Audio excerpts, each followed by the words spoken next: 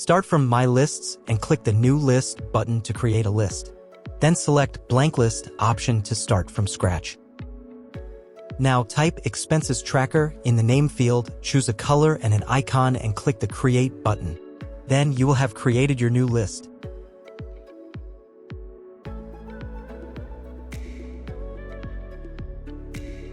Click the gear button at the top right of the window and select List Settings to configure the list.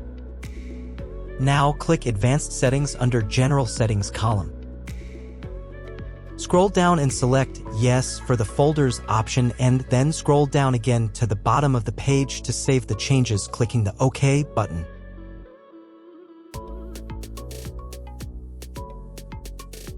Click the Expenses Tracker text at the top to return to the list.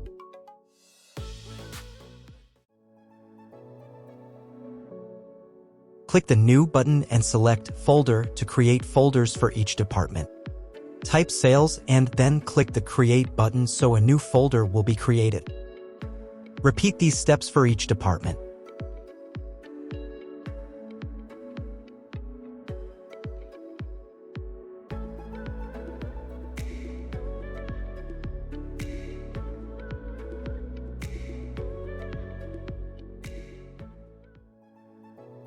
Hover Sales Department folder and click the ellipsis button.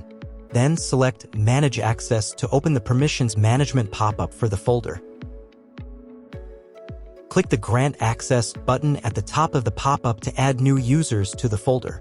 Be sure about the permissions you want to allow for the users selected. Then click Grant Access button to save the changes.